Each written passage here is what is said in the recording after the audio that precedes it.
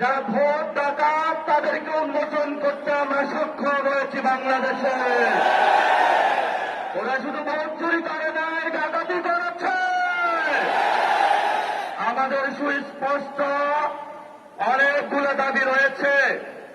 আজকে নির্বাচনের পরে 11 দলীয় যে ঐক্য রয়েছে, আমরা জনগণের সামনে উপস্থিত হয়েছি। আমরা প্রথমত বলতে চাই, পার্লামেন্টে যে ভোট ডাকাতরা গিয়েছে, জনগণের সামনে আমরা বিরোধী দল হিসাবে হাজির হয়েছি। আমরা রাজপথে থাকব।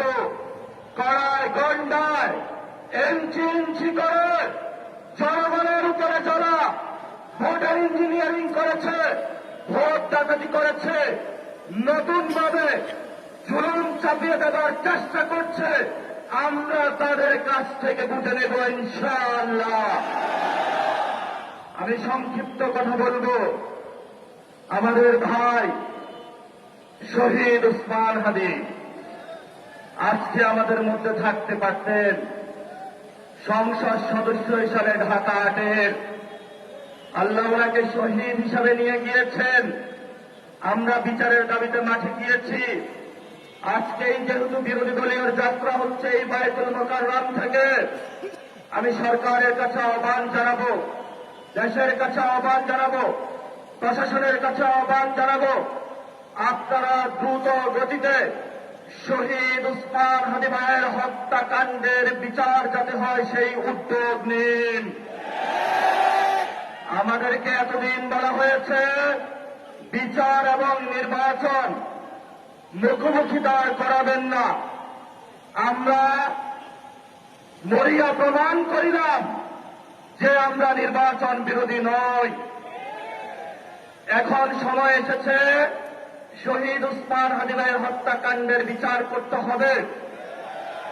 তৎকালীন সময়ে সংস্কারের নিয়ে বলা হয়েছিল, সংস্কার এবং নির্বাচন বিরোধী করার চেষ্টা চালানো হয়েছিল, ট্যাগ দেওয়া হয়েছিল, ওরা নির্বাচন চায় না। আমরা তোমাদের চোখে আঙ্গুল দিয়ে দেখেছি, আমরা বাংলাদেশে গণতন্ত্র চাই, তোমরা চাও ভোট ডাকাতি করতে। এখন সময় এসেছে, কোন 9-6 চলবে না।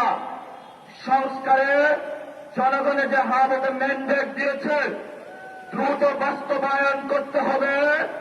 সাথে সাথে বাংলাদেশে সন্ত্রাস, চাঁদাবাজি, দখলদারিত্ব বন্ধ করার উদ্যোগ নিতে হবে। এবং নির্বাচনের আগে আমরা এই বায়তুল মোকাররমে দাঁড়িয়ে একটি প্রটেস্ট করেছিলাম। ভোট ডাকাতির জন্য আমাদের জামাত ইসলামের এক ভাইকে খুন করা হয়েছিল। আমরা বলেছিলাম, আমরা আবার আসবো, দ্বিগুণ হয়ে আসবো, এসেছে দ্বিগুণ হয়ে। আমাদের ভাইয়ের হত্যার বিচার বুঝে নিতে হবে। রাজপথ সংগ্রাম জারি রাখতে হবে।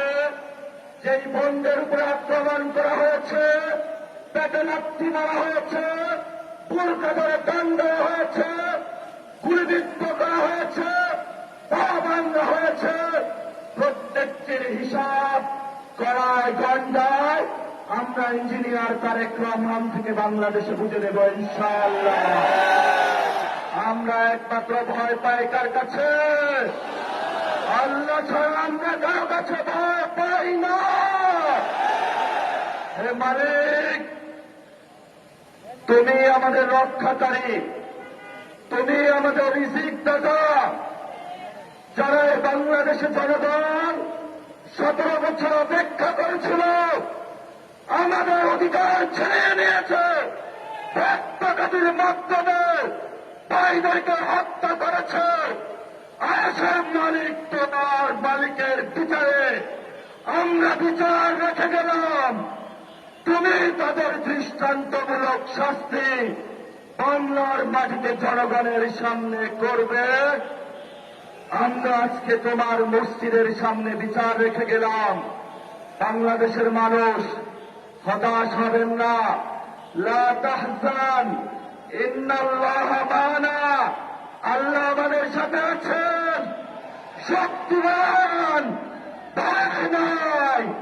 চোখ আমরা ইনশাআল্লাহ বিগড় হয়ে পার্লামেন্টে যাব।